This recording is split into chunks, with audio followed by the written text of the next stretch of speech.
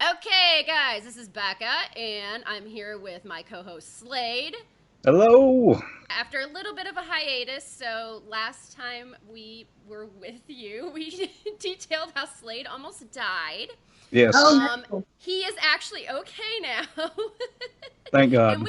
we are back on track. Okay, now doesn't mean we have our shit together because we had a couple movies planned out for this week, um, and they're not the movies we're gonna do. So I'll probably say it wrong, but I've been hanging out with a lot of Italians lately. Tony Masiello um, gave us a screener for Zombarella's House of Horrors, and that would be like horror with an WH.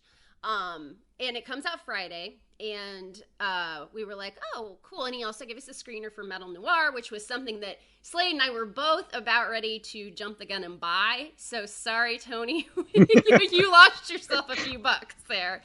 But we were going to do the two together, but we wanted to get this out there really fast because this movie does come out on Friday. So we asked last minute, again, we asked Tony and Zombarella if they wanted to come on. They are both working. We also asked Tim Ritter and Shannon Stockin, Michelle McCobb. And you know what? Those two are here. So we have legendary SOV director Yes. Tim Ritter. Yay. Right? And Shannon Stockin. Hi. Yes, Hello. hi. And I am the only one in this call who's not in Kentucky, so it's really weird. Yeah, So dirty Hoosier. we got two out of four here. So this was a fun movie. I will just say to start out with, we are going to try to not give spoilers away, and in this format, spoilers will be more of like jokes. Okay, this movie does not have a plot per se. It is I guess a love letter to late night horror hosts, USA Up All Night. Oh, that I got that totally. All Like that. USA Up All Night in the 900. Yes, Oh, I God. had a little bit. I had a little bit of like flashback to my youth in some of these things, definitely. But so okay, so we'll just start with you, Tim, because I know that you and Tony you divvied up the different segments, correct? As far as directing and writing, correct? Sort of, yeah. Actually, this was a project that Tony has been doing for quite some time. A lot of it is stuff that he shot 10, 12, maybe even 15 years ago. And it's just something he's been working on for a long time. He decided to put a lot of his shorts, fake commercials, fake trailers together in a movie. And it just so happened that he came up one short film shy, and he invited me to contribute to his work that he'd been working on quite a long time. It's like a little anthology movie with, of course, the up all night slant. And because he was short, I said, yeah, I'll join the party, and we came up with a little kind of an alien horror segment to add to it. And as we went along, I mean, he had enough time, but he wanted to get some more 90s type of stuff in the movie. And I had a lot of stuff from old footage and old trailers and old commercials from stuff that we've been doing probably going about 25 years back, and we just kind of tailored some of that and added some new things to it, put Shannon in a lot of the segments, and added what he wanted. And basically, it was like you said, it's kind of a little salute to Up All Night, Rhonda Shear, and all that kind of stuff. And there's 900 commercials, there's fake trailers, and the movie kind of follows, like you said, 7 hours of Up All Night, or however it ran, but it's kind of a condensed version. It's like 90, 100 minutes. So Shannon, you're in quite a few of these segments. Were you in some of the segments that Tony did as well? No, I was only in the Alien, the Cosmic Desires that Tim and I did, and then I did one of the trailers, a little Crocodile trailer. Yes. And then I did Oh, I want that movie. with my spiked hair. Yeah, that was great. And then one of the data mates, I was Darlene. Darlene, that's right. And actually, I think you were my favorite. So let's see. I've got them all written down. This was the hardest movie I've ever done to take notes for a podcast because I had to pause it so many times because there's so many little fast things or whatever. It's okay because I'm a Christian. yes. I know you see my boobs and all, but it's okay because I'm a Christian. Don't bother calling me unless you got 500. If you got anything less than $500 in your bank account. Oh, I love those. not the 900 calls, but like, what were those anyway? It was like a phone call dating thing where they'd have like commercials. This was a real thing. They'd have commercials and people would be profiled, and like it'd have a little reference number at the bottom, like if you're interested in this person, call this number, blah blah blah. Which I thought was really weird because it's like they have like 4 people on like a nationally broadcast show. Like, how many people would be interested in them? You know, like. Woo, my phone calls flooded. It was called Datamate. It's essentially now called Tinder. But the phone number on one of the splash screens said 1-900-DATE with an E, mate. And then on the next screen, all of them would say date, D-A-T-A, mate. Oh, wow. Well, they changed the number. Those companies, you know how it is. LLCs trying to bounce around and hide all the money or something. Right, and as soon as a few parents complained when they got their phone bills, you know, they had to bounce around. Right. Yeah, those were a staple of the USA Up All Night. Oh, yeah. Just Miss Chloe. Chloe, but it was Miss Cleo. Miss Cleo was ours, right? Call me now. Mm-hmm. I could see in my crystal ball. Yes. So if anybody watches this and thinks it's just really outlandish, it's not as outlandish as you would think. It really wasn't. No, it's kind of based on, those weird ads and kind of diving into, you would dive into that. What was it, like a Saturday nights? Or I think it was Saturday nights when they run the weirdest, Alan Ray movies and just, all kinds of, stuff, Roger Corman flicks. I mean, it was, Saw a lot of good stuff for the first time there. Yeah. And Joe Bob. Joe Bob?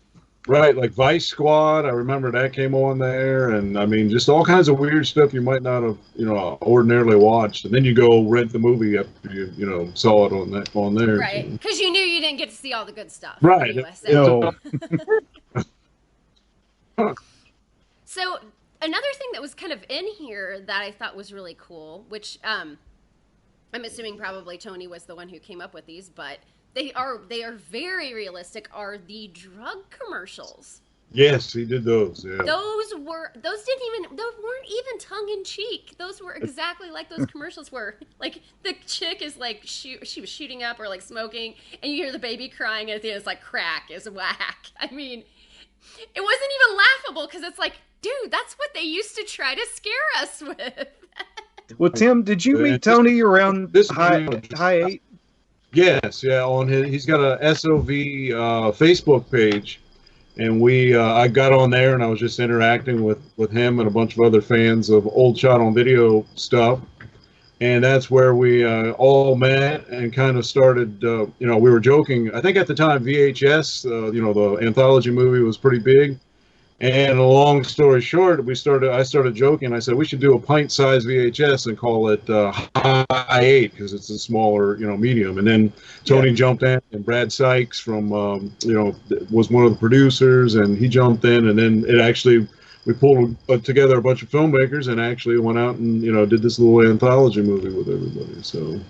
Right, and that's how I got Tony's attention because I said something. He had posted something about his segment, and I said, well, you were in good company there. And then that's when he sent me the screener for this. Right. Well, wow. It's a good opportunity, right? So all the awesome people. So I will say, first of all, thank you to you guys. But also to anybody who watches stuff. And granted, this is a niche genre, obviously, and we are a niche audience. But the people who love this stuff love it. I mean, once we said we were going to do this, and I just put out a short little promo, like a 30-second, look like a blue VHS screen. I had independent film directors, I had podcasters, I had, like, old school SOV directors, everybody, like, hitting me up, like, oh, I want to be part of this. Like, it was so funny how many people came out of the woodwork of, like, that SOV love, And so, I mean, not saying that you guys are just out there, like, whoring yourselves out, don't get me wrong, but, like, you guys are so approachable, and we found that with so many of these directors, and now that Slade's not dying, we'll have many, many more of these SOV people on the show. Yeah, yes, cool. But I mean... I was attacked by ticks. Yes. I got attacked a couple weeks ago. I've been waiting for something to happen. I hit the lottery on two I'm ticks. hoping I don't get anything. I'm waiting to start foaming at the mouth and going into paralysis. And well, I'm glad you're better though, definitely. Yeah. Thank you. If you start feeling weird at all, send him a DM and he can tell you all the symptoms. Yes. Uh, Get your ass to the doctor quickly. And initially, I hit you up, Tim, because we were like, oh, we got to do some Tim Ritter stuff. And then, of course, I had all these people coming out of the woodwork. Oh, so Bill Casanelli, of course, is like, oh yeah, I know Bill. Bill's like, I know Tim Ritter. I'm like, whatever. And I got Jason Crow. He's like, I could get Tim Ritter on your show. I'm like, you know what, motherfuckers? I can get Tim Ritter on my show because he's that cool. Yes, everybody can get me. I need to get an agent, right? I know. You do. Even Elijah Wood, his favorite movie. That's right. Truth or Dare. Did that do anything for you? As far as I mean, did you start getting people like coming out of the woodwork, like trying to hit you up, people talking about the movie when nobody had been talking about it forever or anything? Or is that just something that we, like, nerdy horror people, we all honed in on? We're like, oh, hey! that was just something kind of cool, and he's been taking Truth or Dare Critical Madness around to different film festivals and showing it with a live commentary, his own commentary, and as he watches it, he tells how he discovered it and how it helped him love horror movies. So it's kind of an honor that somehow that movie got him. Everybody has a favorite movie when they were growing up or whatever that kind of drew them into the genre, and that's his great whale there, I guess, like for Moby Dick, because he's like, this was it, or the Shark Claws is probably a better analogy. Do you two have a movie like that brought you into the genre? Shannon, what about you? Me? No. No. The honesty. No. Are you talking about a movie of Tim's or just like in general? Just in general that just made you love horror. I can see behind you. You got some Friday the 13th stuff. Dad was a special effects artist, so I grew around it, seeing all that stuff. Did a lot of like haunts and haunted houses. He was a prop. So I always got to be his victim in the haunt. So I think I was the only kid that I've ever known in middle school who had a fully functional guillotine in their bedroom, coffin, and just all of these crazy wild props that he would make, and just, hey, we don't have room in the shed, so I'm going to put it in your room, okay? So, that's where my love of horror came from, just from him and being around it and everything. So, what about you, Tim? Since you are the one who has movies that we all talk about that influenced us as children, what about you? Not to make you feel old, I'm sorry. No, probably Jaws, The Incredible Melting Man, and definitely Halloween, John Carpenter's original Halloween. Yeah. Those really got me into the, when I figured out that I didn't have to imitate Star Wars movies, Super 8 camera. It was a lot easier to get a rubber knife and an attractive actress and stalk up the stairs with a point of view shot, so that's kind of what started it all and led into Day of the Reaper, the first Super 8 feature-length movie I attempted to make. So. Yeah, and you made Truth or Dare when you were 19, 20? I actually wrote it when I was 17, and we filmed it when I was probably 18, so 17 or 18. That's crazy. Yeah, that's crazy to think about. Yeah. And I can't imagine what it was like to take and see it up on the shelf. It's cool. It was unbelievable that it happened that fast, back, because that thing sold like 30,000 copies within the first, year, and it was everywhere for a while there. So it was really cool to, it was amazing, because it was like this is the opportunity of a lifetime to get your movie seen, like the drive-ins, because the drive-ins were going out and video was coming in. Now we have kind of a mixture of everything. There's still drive-ins, there's still radio, there's still video, streaming. Streaming's kind of taken everything over, but there's still the diehard fans like us love physical media, posters, VHS sometimes. It's pretty wild. So. And I will say that cover is one of the few like SOV covers that like people who didn't actually watch it still would be like, oh yeah, I remember seeing that at the video store. Like there are very few of those that people will really remember. Like maybe Redneck Zombies or something, you know, like that people who aren't fans are like, oh yeah, I saw that, or I saw it at the video store at least. Oh yeah, definitely. Yeah. So it's pretty cool. So, okay, so as far as this movie goes, did you have anything to do with getting Zombarella in? Or was that totally a Tony thing? Did you get to work with her at all? No, that's they've been working together quite a while, and they I think they do all kinds of streaming shows on his channel, and he's been doing that, you know, with her for quite some time. So that this was, you know, their chance to work together. In a feature anthology, because anthologies are really popular, you know, as you both know. For the last, like 5-10 years, they kind of had a resurgence, so. Well, but let's also face it, too. We all have kind of a limited attention span now. Right. So anthologies and this type of thing, you know, like recently something that came out that I really liked was like Skeletons in the Closet that did a similar kind of thing, not quite as crazy as this. But it's like, it's good because it's like, you get past the segment and you can hit pause and go, you know, look at your Facebook or go to the bathroom or whatever. And in this day and age, it really is kind of helpful to have something that you can pause frequently and not miss anything. Yeah, you've got horror is a really good genre to where you can tell a story in like 15-20 minutes, and you know you don't have to drag it out for 2 hours. Right. Well, unless you go see It Chapter 2, right? Isn't that like? So falling asleep, just butt going to sleep. Oh yeah. Well, okay, you got to go to one with recliners. I don't know if you got them down there in Kentucky, but no, I don't, and I hate it. Feel them when they put them out. I said whoever put recliners in a bar in movie theaters is an absolute genius. But there we go.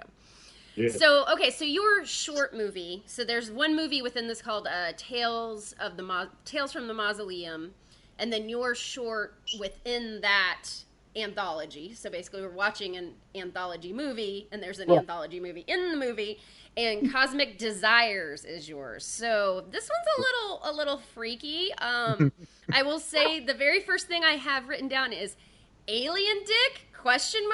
Alarm? I died when it slapped. I died laughing. That was so good. I don't know. That was some kind of stock footage that came from outer space, I think. What is the deal with Crocagator? What's the deal with Crocagator? What is the deal? Well, basically, the idea was to, you know, make crazy titles, and like you were talking about the hookers, 1, 2, 3, 4, space hookers, space vampire hookers. But in the end, when I was playing with some old footage, that actually is like B takes from Endangered Species, a movie I made with Kevin Linden in 1996 or something. And I was looking at some of the raw footage, and I said, you know, if I edit this right and put a couple of other little things in, we can make a whole new trailer about a gigantic alligator attacking a community, and Shannon can play this Quint type captain that's going after the alligator. It just kind of all fell together, and it looked like something Roger Corman would make, you know. Shannon, are you really a former Green Beret? It's John Macabre is a former Green Beret, the only one that can wipe out the Crocagator. with your ship, what is your boat's name? Bruce 2 or something? Bruce 2. Yes. I was like, wow, this could be good though. There's so many weird movies with Croca, whatever, Croca, Snake-a-gator. I mean, sharks, Sharknado, Hurra Shark. There's a little bit of everything. Shark King. We need to make that now. Yeah. And you did the special effects on Cosmic Desires, didn't you, Shannon? Yeah, I did. She's got a kind of a dickheadish husband. It did not get past me that there is a Creep poster on the wall, by the way. Did you do the trailer for Creep 2? We have a little mock trailer, I think, that Tim and I did for Creep 2. I don't know if is it in there? Yes. Yeah. Yes, it is. Yes. Welcome to Florida, motherfucker. Yeah, I love Yep. Right. And we don't just stand our ground. We put them in the ground. put them in the ground. Right. Classic Dirty Harry inspired lines. They just don't do that anymore. Like Cobra, Sudden Impact, Magnum Force. You know, I mean, there needs to be more of those. You know. Being a divorced person, that fight between you and your husband, the conversation like really hit home. I was like, oh geez, somebody here has had some bad relationships.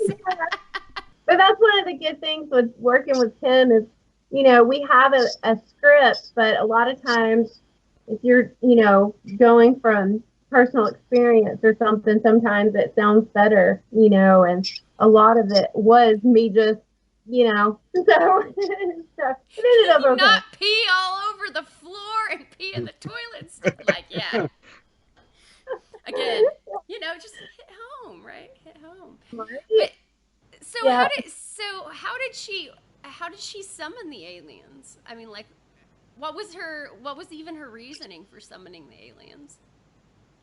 Well, from what I understand, I want to be this mother to this new alien race, or what, the mother queen alien or something like that. So it just feels like it's like this alien fetish. You know, her man's not doing what she wants him to do, and she's, you know, one of those things. You know, that's the only thing I can think that would. Doesn't everybody want to be somebody bigger and like somebody more important? And that would be if you were the mother of the alien race, I guess. I mean, did you see that alien phallus? I mean, that thing was cute. I mean, who wouldn't? You know, it's a little creepy, but yeah. Certainly beats Mr. Vienna sausage at home. Right? That's right. Well, at least you had that dildo to keep you company before you used it to kill him. When Tim ordered that, he told me he ordered it, and I was like, oh my God. And he goes, I think you're going to kill Steve with it. And I'm like, how am I going to kill him? Like, first off, I'm thinking, I have seen Tim Ritter movies. How am I going to kill him with this 15-inch double dildo? I was freaking out for a minute. But then when he said something about choking him, I was like, okay. Choking's all right. Yeah.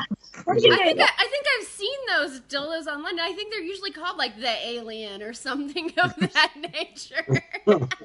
Steve did a really good job at letting me kill him and strangle him with that. So that was really good. It was awesome. And then I'm assuming where your effects mostly came in is when you were stuffing him down the disposal. Yeah. It was very minimal effects. It wasn't too much on this one. We've done a lot more on some of the other films that we're working on, but this one was just for fun and just kind of, you know, throwing this silly, crazy stuff out there and seeing what we could come up with. All just for fun, really, when it comes down to it? Yeah, they are. But sometimes when you get into the effects part of it, it's a little more stressful because I usually do the effects and I'm also acting in the movie.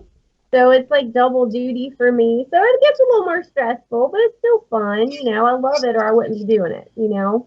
Right. So I saw, I think on Instagram or Facebook that you guys are working on something now that's a little not seasonal to the, September, correct? Yeah. Right. You want to talk about that? Santa. Yeah, there's it's a movie called it's with Wave Video and Richard Mogg. Richard Mogg wrote the book on analog nightmares. We like to call that the Bible. We both have a copy and we reference it often. Wow, that's yes. So he's writing a new seasonal book on exploitation Santa movies. And he also got Gary Whitson from Wave. He's financing a new movie called Gift Wrapped and Gutted, a feature which is going to accompany his book. And we're doing, like, you know how Scream has an opening sequence where somebody's watching, you know, a movie and it goes into another movie or the character turns off the TV or whatever.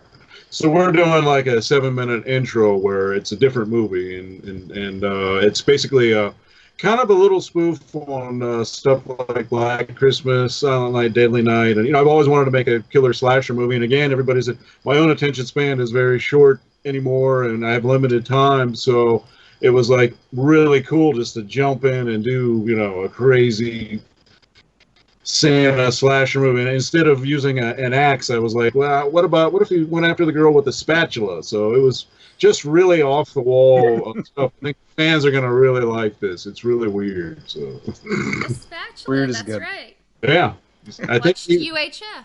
Yeah, he even says, "I'm gonna squish you like a pancake," and he's got the spatula. So I mean, it's funny. The whole thing is hilarious. I mean, it's just great. Oh my gosh. But see, that is fun. Those kinds of things, it cracks me up just hearing about them, and like just the little segment, and the cosmic desires and stuff and Creep too, that you didn't even know made it into the movie. Yeah, it's like, well, that was actually a trailer that was made to try to get financing for part 2 back in 1996. We just threw it together, and then we added more to it, of course, with Shannon. And when Tony was looking for that vibe, that 90s vibe, I mean, there's a movie that was made in 1996, and it's like, we got some stock shit here. Just come to my basement. Yeah. Take what you want. There's all this weird stuff. So one thing that, like, when we watched it, and you watch a movie like this, where it has, like, it's clearly trying to harken back to the shot on video era, but it's made in modern times.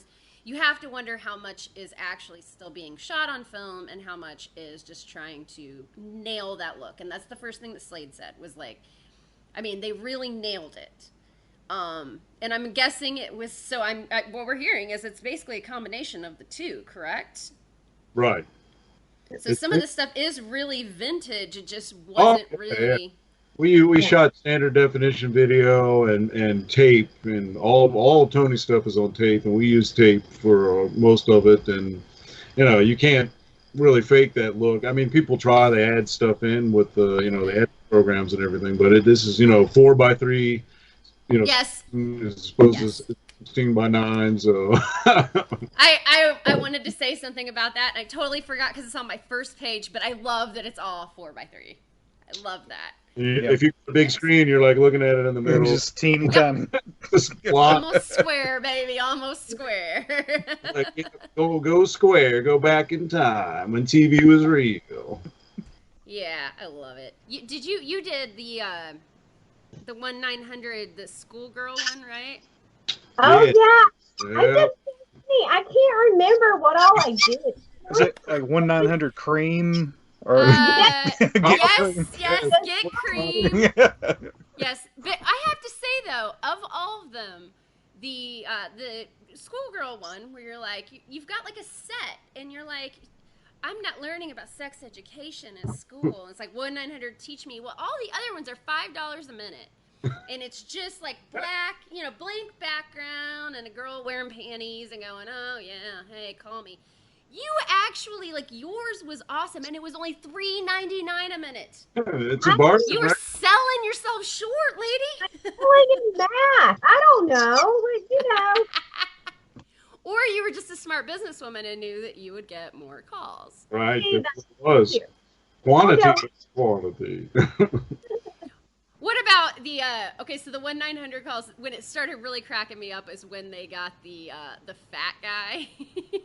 Oh yeah, I think that's a friend of Tony's, right?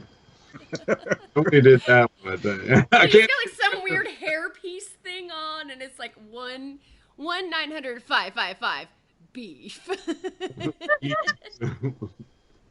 That was funny. Oh, and I love how most of them are the same girl, by the way. Like, just in a different costume. Yeah, that's why we added some more, but he kept all the ones in there because those were things he's done just for fun over the years, and he wanted to put everything. But that's something that would happen though. Like, I mean, you would see like 10 commercials, and you'd be like, I think I know her. I think she was on at 11 o'clock hour. I think she had a blue wig on before, but now it might be her twin sister. I don't know. Tony's releasing it through his own company on his website. I think it's shotonvideo.com or SOV.com. SOV SOVhorror.com. Zombarella, she's awesome if you love shot on video things and you love sassy goth girls with boobs.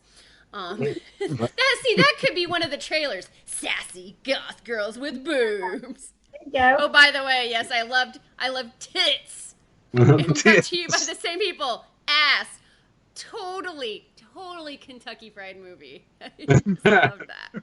Loved it. Look, see, I can be Kentucky too. That's right. You can either come down here. You need to take a cameo in one of our, because the Alien movie is actually, we're doing a feature version. We're going to use that short and another short that came out in Earth Girls Are Sleazy. We're going to do another one and kind of put it all together into one big 80-minute epic that's kind of like, so you can get attacked by an alien bug. I want to get attacked by that alien penis. It's still out there. It's still out there. We can't obtain it. It's waiting for you, Rebecca. You can smack me on the ass. I don't care. You got to get out the Ouija board. Independent all way. But no, that would be hilariously fun, and I'll cut this out if you guys like totally veto me, but you guys are supposed to come down and party with us next May in Cave City at Obscuricon. Right. So the last weekend in May, so Jason Crow and I are putting together. It's really going to be more of like pop culture. So we can kind of be all inclusive. We got wrestling, we got horror, we've got other stuff that we're working on. We've got cool roadside attractions, and we're working with all of the cool things that are in Cave City so that everybody can kind of do some more than just the cons. So you guys will have to come and party with us, and we'll find you a room. Right, and we got the alien bug. We're gonna unleash that. You could, and you know what? You could sleep in a wigwam if you wanted to. There are some really cool things there. So speaking of like, you know, nostalgia and niche kind of stuff, man, there's some really cool ass little things. If you were a child of the 70s or 80s, Cave City's the place to be. Oh wow! Cool. We're gonna make Cave City the place to be. Thank you guys so much for taking and stopping by, especially at late notice. We'll do it again.